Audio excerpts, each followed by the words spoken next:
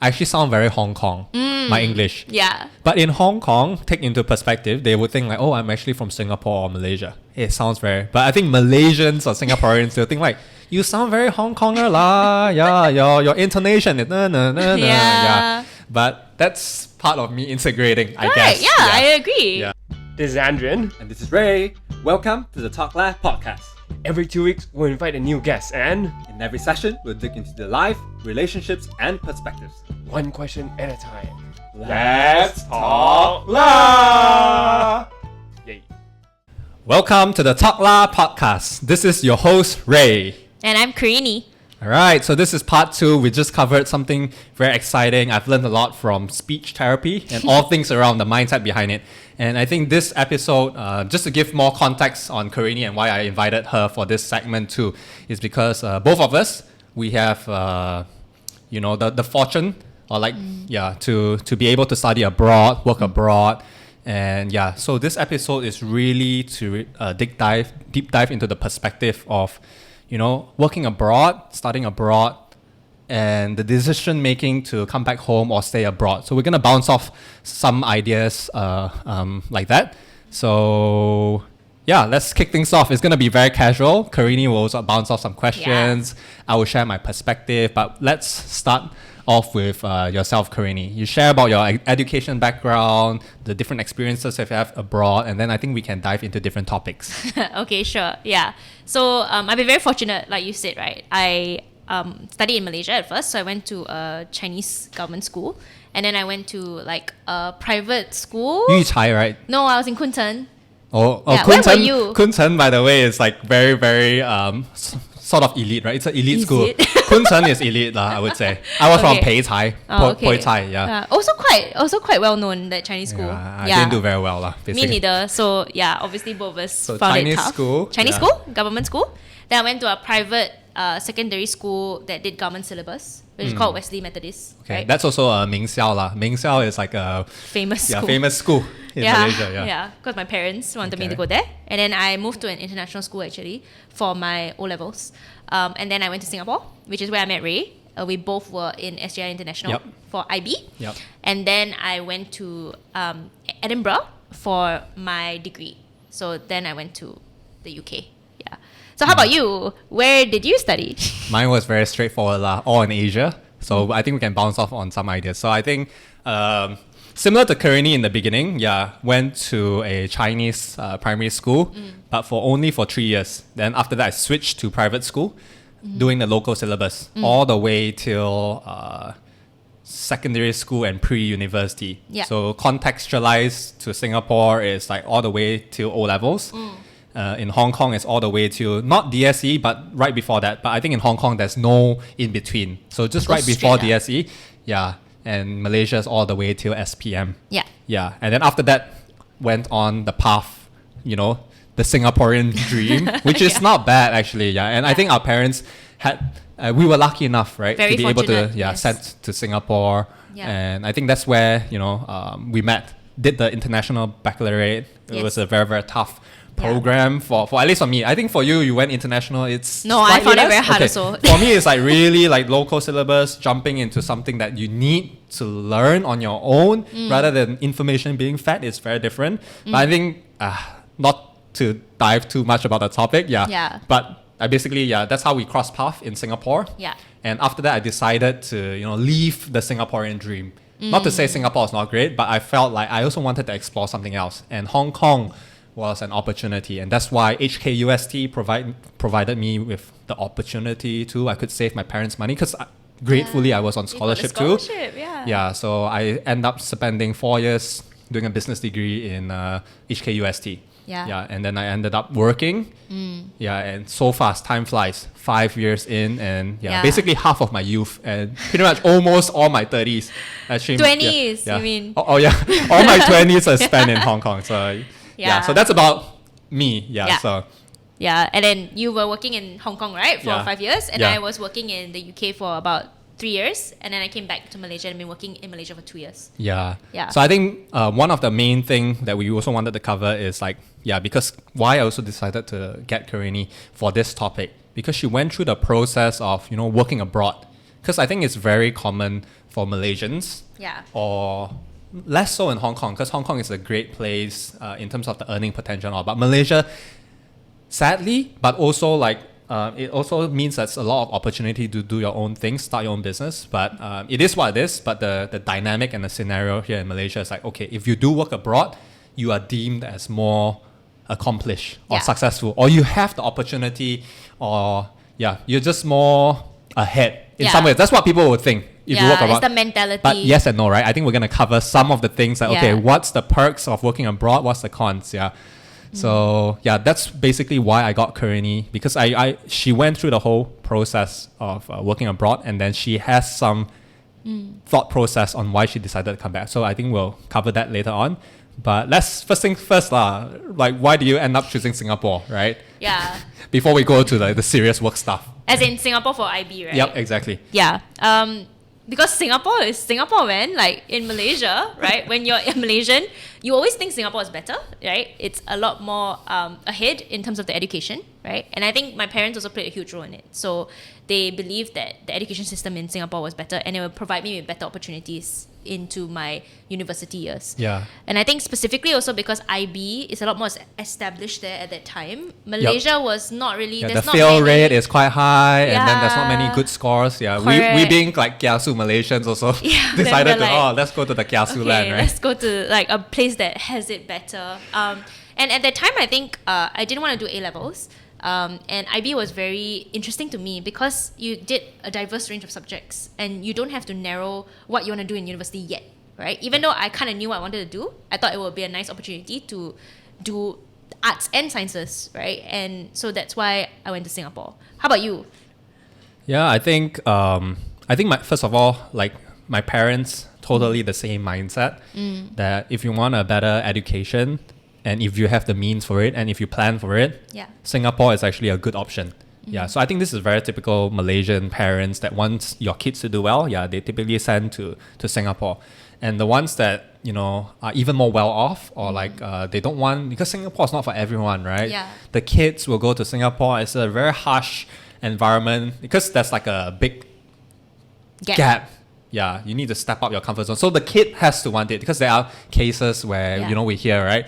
Malaysian, they go to Singapore, they break down, end up... They come back, And that's defeats the purpose of sending your kid to a place, right? Just to get wrecked, right? So it's not for everyone. Yeah. It's really the mindset and stuff. So I think Australia, UK for A levels is very common, right? They Yeah. go boarding school. So, but that's at a cost, right? I wouldn't say everyone has that. Yeah. So Yeah. it's really more on the more fortunate people that can have access to that. So essentially, my parents, for me, I think were quite aligned, and it helped. My brother was the first one that went. So there was already a proven track record. Though we are just 1 year difference, but there's a lot of things that, I saw, my brother's doing well and stuff. But why IB and why not A levels? Actually, to me, it doesn't matter. I'm very okay to do A levels. Yeah. Because why not, right? Like, Yeah. But then just so happened like there's no JCs or junior colleges that Yeah. accepted me. There's not even a reply or response system. Yeah. But only SJI so far was the only one that gave me the offer. So me being happy-go-lucky, my mom liked the school and stuff. Yeah. That's why I embarked and started my IB journey in SJI. And looking back, very happy to be able to cross path with Kharenee. And I think Yeah. it's about 10 years, right? since we Yeah, got in we've known touch. each other for a long flies. time. Yeah. Definitely. So you went to UK. I think for you, if you listen to episode 1, so Kharenee basically did speech therapist, and UK was just one of the no-brainer destinations because it's just one of the best niche, clinically wise and proven, right? Yeah, so that's why I chose UK. I think also it's either UK or Australia usually when you want to do speech therapy. Locally in Malaysia, there's actually no private universities that offer speech and language therapy as a degree. And public? There is public, but it's whether you get it also, right? Because you actually can choose your course, but whether you are awarded that or you get to do it is a different story. So in the end, I did decide to go to the UK. And I felt like it was the decision for me because I wanted to experience a new place. I wanted to do it in English, obviously, right? Yeah. And I needed to choose a university that was recognized in Singapore, Malaysia, and also a place that allowed me to do clinical placement. So that's the main reason. Yeah. Okay, so it was really led because of the study area that you wanted to be in. Yeah. And UK was the no-brainer, and that's why it was very a straightforward path where you kind of just have to work towards it. And then that was the process, right? Yeah, because as a speech therapist, if you want to study in Canada or the US, you can't just have a degree. You actually have to do your master's, and you have a lot longer process to become a speech therapist. So yeah, it's a no-brainer for me. Yeah. I want to study as little as possible so I can start working. So yeah, it was because it's either not the cheap, UK. right? Yeah. Number one, like studying in an international school in Singapore is really like quite a lump sum of expensive. money, right? Yes. And I think we say this many times, but I think we're forever grateful for whatever Very. our parents have went through. Especially now we're working, right? And we can see sacrifice. how hard it is to earn extra surplus of income. Yeah, Yeah, so that definitely. we get a better life. Yeah. But you were saying like why you chose HKUST, because for you, I think your journey is very different because it's not led by a specific profession. Yeah, right? so I think I had a lot of I had a tougher time to narrow down where I wanted to study in university. Yeah, obviously being in Singapore, local Singapore universities like NUS, SMU, NTU. Yeah, so I applied for those. Yeah, Hong Kong didn't come to my mind. Yeah, I think I shared this story, but for those that haven't listened, and for you, right? Hong Kong was actually referred to me by one of the senior, yeah, which was a scholar, right? Kun And then Peng, right? no, not Kun Peng. a different scholar in Paulo SJI. Aquino, okay, yeah, Paulo, the Filipino okay. guy. So if Paulo was listening, yeah, thanks for supporting. Yeah, but Paulo is not listening. He's too smart to listen to this kind of podcast. But anyway, because of him, he's like, oh yeah, HKUSC, I got scholarship, man. It's damn easy. Yeah, but give you some context. The people that went to SJI that were scholars, right? They're really best of the best in ASEAN.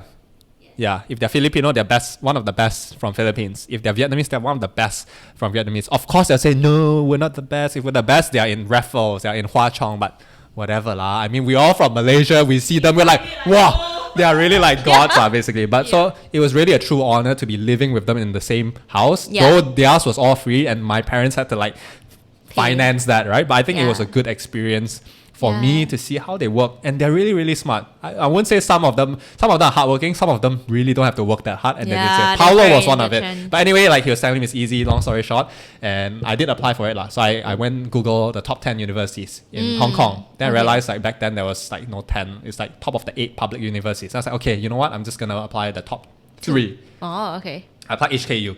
I applied HKUST. Then by the time I went to CUHK, I'm like, oh, so many applications. So I didn't apply. So I just applied to 2. Yeah. But I also wanted to, studying in the West was also something that sounded very exciting. Yeah. So I also, I'm going to try UK. So I went through the UCAS, applied for 5. Yeah. Yeah. I also tried Canada because I had some friends studying in Canada and it looked fun and everything. Yeah. US, though, yeah, it was just not in my list because number one, it's just way too expensive. Yeah. I don't think it's fair to let my parents go through that process unless I can get and secure a scholarship. Yeah. Yeah. And just the stories of just getting shot. It Just boggles me. Like I don't want to have that The that fear, risk. right? Yeah. So Yeah. that's why at the end of the day, like based on all the options on hand, I think it was a no-brainer when I had the scholarship from HKUST. So it was easy in that stand that, okay, based on whatever offers I have on the table, that was the best one. So I went for it. But I did apply to a lot of different schools. Yeah. So it was just like they gave me the opportunity. I took it. And the rest was history lah. Yeah. Hong Kong has been a great place. I think the university has provided me with a lot of opportunities, the people I've met. But I think wherever you go, I'm sure there's gonna, just the path when you look back, it's just easier to tell like, oh yeah, that was the right path. But if back then it was like, but I think the scholarship was no-brainer. That's why I was there. That's why you chose So it. that was I see. my I journey. think it suits your personality as well. Oh, right. Like everything that you've chosen and your path, like so far, really helped you to shape who you are. The people that I've met. Yeah, like the connection that you make. Yeah, definitely. And then why did you choose to stay on in Hong Kong to Wow, work? Kharenee become the podcast host. I'm curious. I think so there was one point that I also wanted to make, right, before we go into that topic, is because like of course scholarship was the big part that led me to choose HKUST. But I think like one of the criteria for me, because like we at the end of the day we study at the place and we hope to get some local experience there, right? Yeah. Working experience. Yeah. So from that standpoint, I think Hong Kong was quite an attractive place for me. Singapore was great too, but I think I also wanted something different, something new, right? Because we were doing IB there 2 years. Just nice to have a new environment, right? Yeah. Yeah. And then UK was, I think UK was exciting to me. Yeah. Like in terms to study and everything. But somehow it just, I could see some, because IB was 2 years. I think my friends, they did A-levels. They could finish it in 1 year and then they go into uni. So sometimes like once I started uni, some of them almost finishing already. And then I could hear stories like, oh, it's so hard to get internships. And it's jobs. so hard to get job opportunities. Yeah. So from that standpoint, like I knew it was already quite hard to land a full-time offer, to get your work visa sponsored, etc. So I felt like, okay, UK might not be a good option. As much as it's exciting, I'm sure it's going to be an exciting journey. So from that, pragmatically, I went to HKUST. Right. Yeah. And what got me to stay on there and work, I think, is just like, I think now we can touch on the topic on why, the benefits of working abroad, right? Yeah. Because I feel like there's a lot of upsides and also downsides of working abroad, right? So the upsides, I think for me was, I think, earning potential. Because at the end of the day, like, compensation and what you earn is important part of, as much as we talk job satisfaction and all, I think that is very important and that keeps you going, your drive. Yeah. But sometimes being able like to have like a higher range, it's going to be helpful because like just to take things into context, like if you're able to save more, then you just have more options in life, invest. Yeah, I think for us, that's what all of us young adults are hustling and trying to build our portfolio, etc. Yeah. So from that standpoint, it was one of the key factors. Yeah. The other thing that I also really wanted to develop on is to really get like global exposure. And I think Hong Kong was a great place. Like, okay, it's very meritocracy. Like if you do well, if you have the abilities, you get the offer. Definitely. So that's what I really liked about Hong Kong. So based on that, you kind of work on yourself, get the opportunities, network with different people, try different industries, and then just that fact, like, okay, you can get different exposures based on what you want and what you work on. I think that's very attractive for me to continue staying in Hong Kong. So that's just a bit of my story, my journey so far. Though it's a bit high level, but I think we can deep dive later. Yeah. What about for your side, Kharenee? Yeah, I think just drawing on what you just said, right? Like whereby you just knew what you wanted to do, right? Before you went into university and you looked at other options, but you wanted to continue staying in a different country after that. And it shows like your long-term goals and your short-term goals at the same time. Like similar for me, I mean, I also went to the UK because of my long-term goal as to see like, okay, this place is where I'm going to be able to work after I graduate, right? I don't have to do a master's to practice and stuff like that. And I also knew like in the UK, there's always a shortage of speech and language therapists. So yes, actually you're right. It's very hard to find a job in the UK if it depends on your field, obviously. Yeah, exactly. Right? Yeah. If you're a doctor, it's very easy to get a job in the UK as well, like after you graduate. So similar for speech therapy.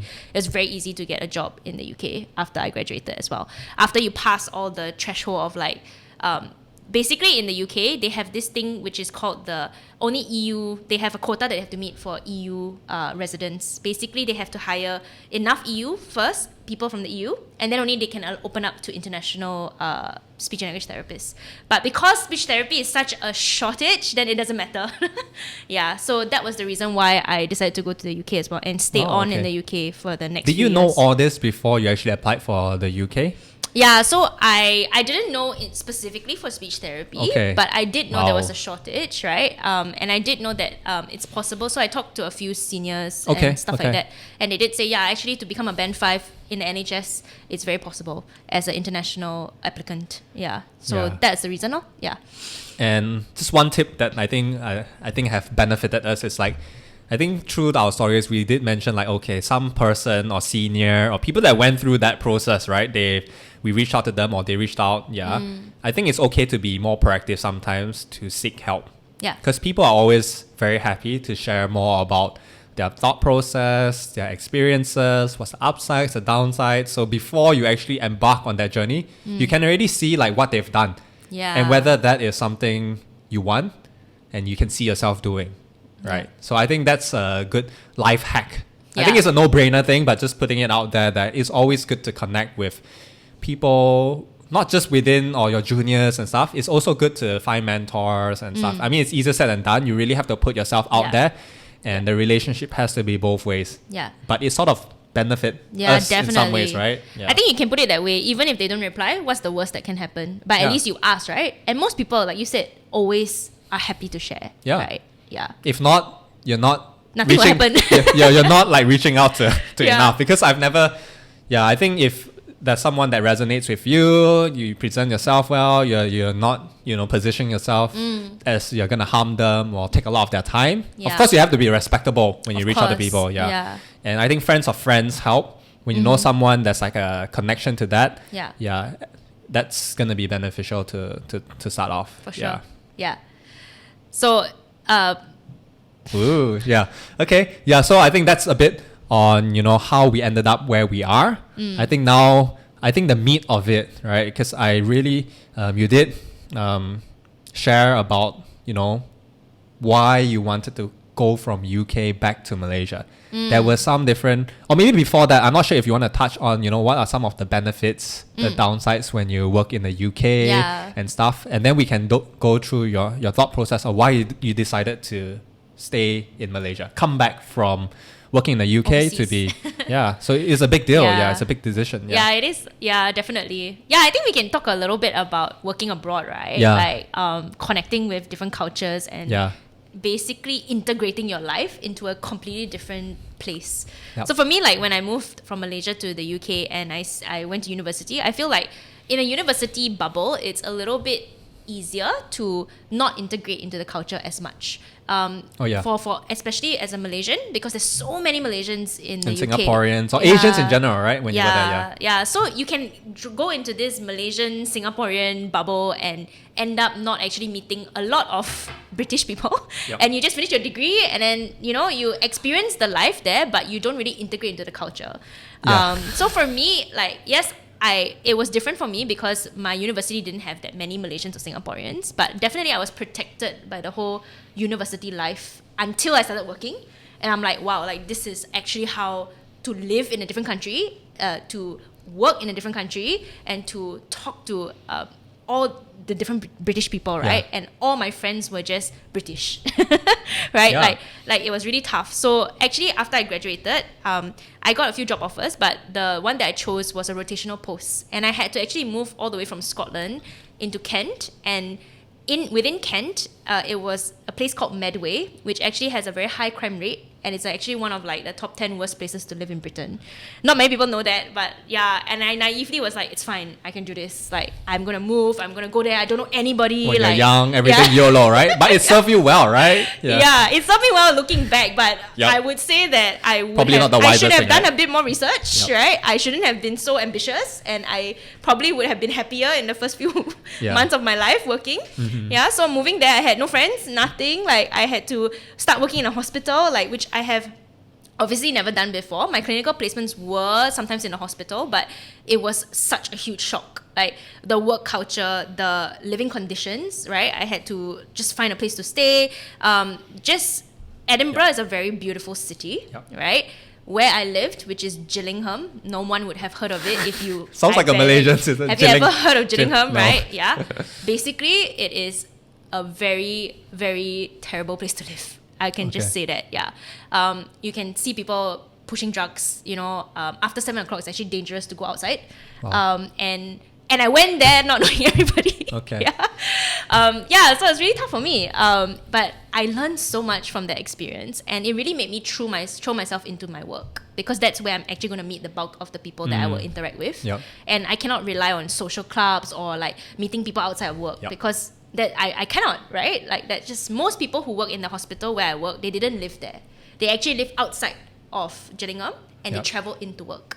So me being naive, I just went to find a place right next to the hospital and just live there, and it was actually very difficult. Yeah.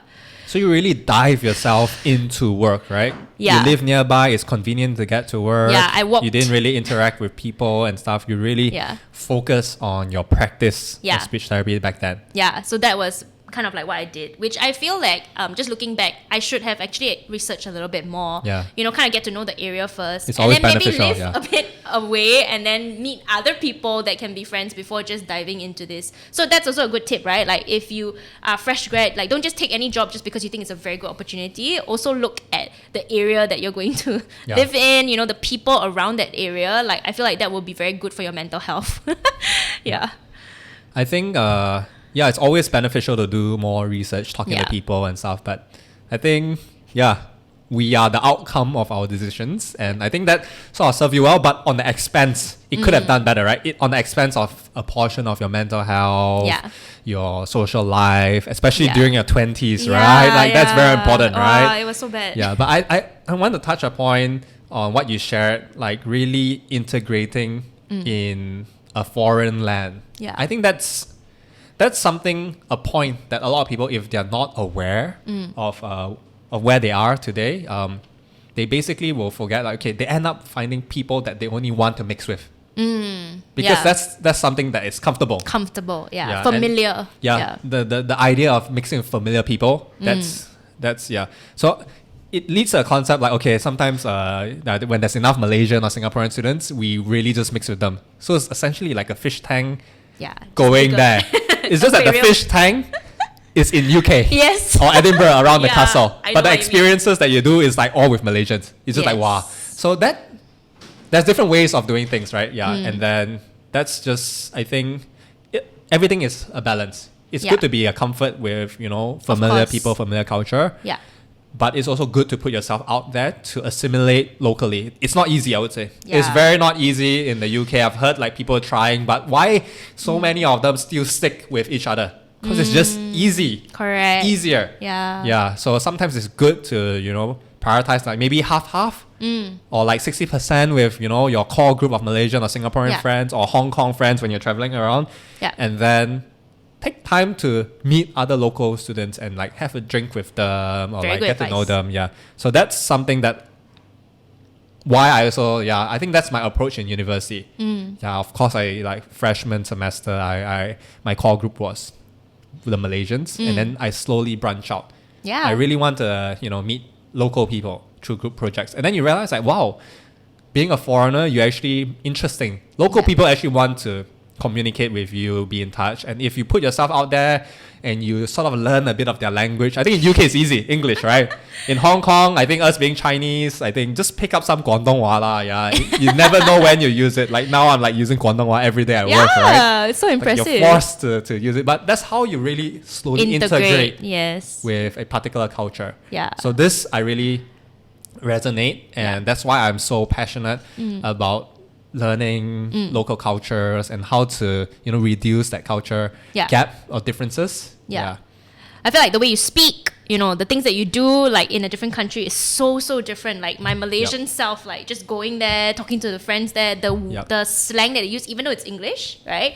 It's English in a very different way, Yeah, right? yeah. The things that they say, I'm like, I have no idea what Yeah, they're we have to saying. adapt, right? Sometimes. Like there's a saying like, okay, yeah, I think Kharenee have pointed out that I actually sound very Hong Kong, my English. Yeah. But in Hong Kong, take into perspective, they would think like, oh, I'm actually from Singapore or Malaysia. It sounds very... But I think Malaysians or Singaporeans, they'll think like, you sound very Hong Konger lah. Yeah, your intonation is yeah. But that's part of me integrating, I guess. Yeah, I agree. Yeah. Yeah. I think that's great. Yeah, and I feel like you integrated very well. Like just when I visited you when you were still at uni, I think, like your friendship groups were not just all Malaysian, right? You are really integrating the culture. You're meeting such new, diverse people. And now you're back also, I can kind of hear the Hong Kong accent.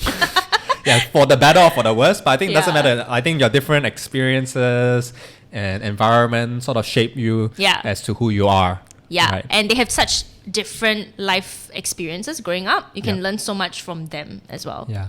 And I think I just wanted to touch on this point before we go to, what was your decision framework from the UK to Malaysia. But I just wanted to summarize by saying like, okay, if there is a chance for, the listeners out there, or if you are a parent listening to this, do encourage your kids. Yeah. Because I think like it's really a golden opportunity to be able to, work abroad.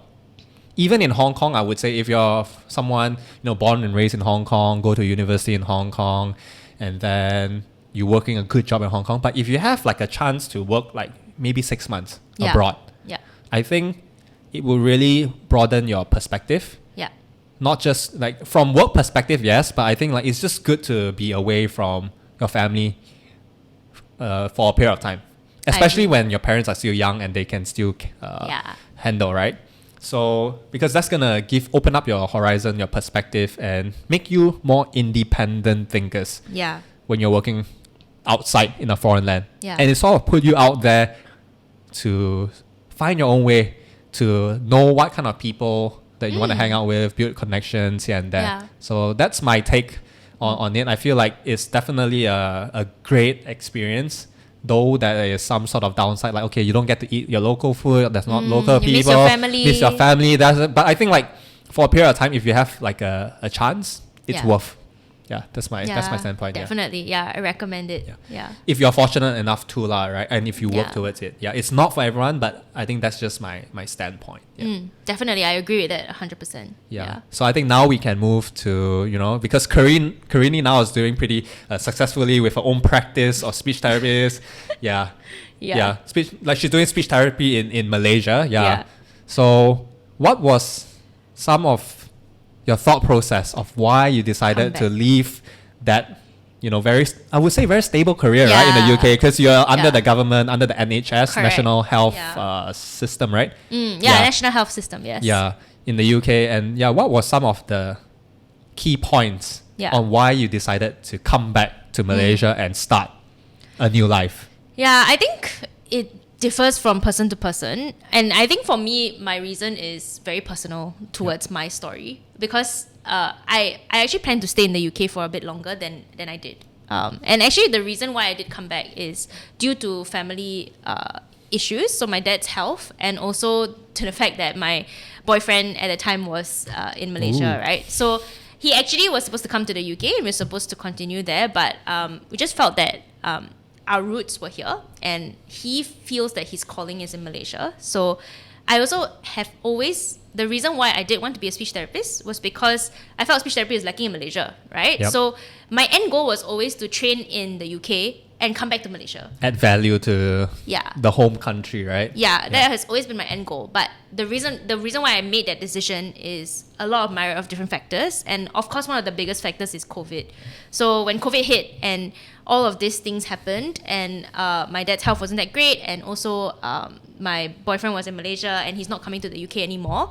So then it made the decision very easy. So I feel that there's two sides of the coin, right? Mm-hmm. One is you have to look at your career opportunities and whether you have that job perspective in Malaysia, right? Which is what I was doing. And also the second part is your personal life, right? Whether or not it aligns together. Yeah. And both need to have growth, right? You need to be able to see that there is opportunity to come back to Malaysia.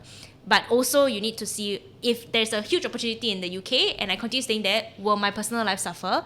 And does that mean it's good for me? So that's a personal choice. Yeah. I think it's good to always, I think it's great to hear, your framework and different factors. I think the main one that you just split into two buckets, right? One is personal. So that's your personal life, your family, the relationship that you're in. If you're invested in that person, you also want to spend time with them, right? And family, if they're getting older, you also consider that. And then I think that's personal. The second one is like professional. I think that's also like as long it sounds like from that perspective you already like thought a lot thoroughly. Like what's the trade-off?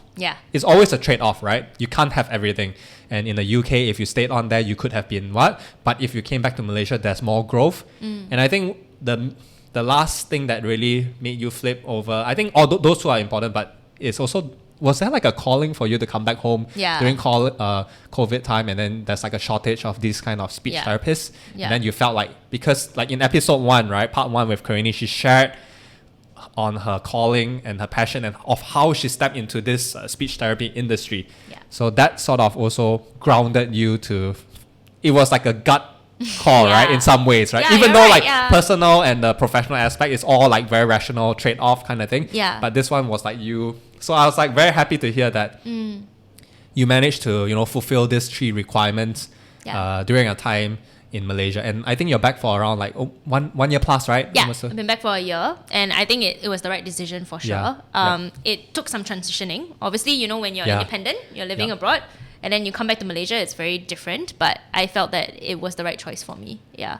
Yeah, that's good. Yeah, because I think there's like a very famous saying, and I'm sure a lot of people have heard it, right? Like Steve Jobs saying about the Yeah. connecting the dots backward. You cannot connect the dots looking forward, right? Yeah. But for you, sort of like you kind of knew already. But it's good to know that your dots Yeah. are so far so good Can and line up. connected, right? And Yeah. I think most importantly, you're happy. Yes. And there was no regrets. Yes, right? I agree. Yeah. Yeah. So it's good to see, your progression, your journey, and thanks for sharing your different thought processes and frameworks. Yeah, I think to end off with one last question or idea to discuss, right? So now you're like fully based in Malaysia, happily with, your fiance, right? Now. Yeah. So congratulations on that, right? So things worked out Thanks. well, and then with your Yeah. family. And your job is also going well. You're already building a local brand here in Malaysia. Yeah. So is there any ideas that you want to like branch out abroad potentially? What's what's the criteria that would consider you to like now is probably a time to experience that working abroad, build a career outside, etc. What's the evaluation Process. process? Yeah. And all? I think it's very dependent on a lot of personal circumstances. But as a speech therapist, I think it's always good to work in a different country and learn from different ways that different speech therapists have trained. Yeah. Right? So your training is so important. I think in any job, like the way that you're trained for the skill set that you have, Yep. you will learn definitely something different, even though you're in the same profession, right? Just changing the clinic that you work in or the company that you work in, for example. So I think the evaluation would be, at the moment, I don't have any plans to move abroad. Yep. But when I feel that there is some stagnancy Like in there's a where I'm cap, doing, right? You feel like you're not growing professionally, Yeah. personally, and that stuff, right? Yeah, and it's when I always the feel case. that urge, then I think I'll start looking towards something else. It's very important to keep growing. Yeah. And I always admire that about you. I feel like you grow and you always try to seek opportunities for yourself. So definitely when Thanks I feel for the that kind words. Yeah. when I feel that, then I think I will start branching out lah. But right now, my plan is to stay in Malaysia for the short-term future. Yeah. All right. Yeah. So with that, I think we can close the podcast. But I just, just one more point that I wanted to make sure like it's clear to everyone. I think always consistently stepping out of the comfort zone to grow. I wouldn't say it's for everyone, but for those that have ventured out into that, even they have failed through the process, Yeah. they always end up at a place better than where they were before. Yeah. So I would say the risk reward ratio is almost 100%. Yeah. Because as long as you try and seek to be a better version of yourself, then it's already a win. Small steps into that. And that's essentially, hopefully, the story of what Kharenee have shared, and from my sharing on, how our thought process, studying abroad, working abroad, what's the benefits, what's the downsides, the decision making. So this is really a casual kind of podcast. Hope you guys have some sort of value from it. If you do, feel free to like, share, DM us, and we'll see you in the next one. So thank you very much, Kharenee, for your time, your effort to share and come over to catch up. I really appreciate our friendship and look forward to see what's next in store for you. You too. I'm very happy that we managed to catch up this time. All right. Yeah. See you guys. Bye. Bye-bye.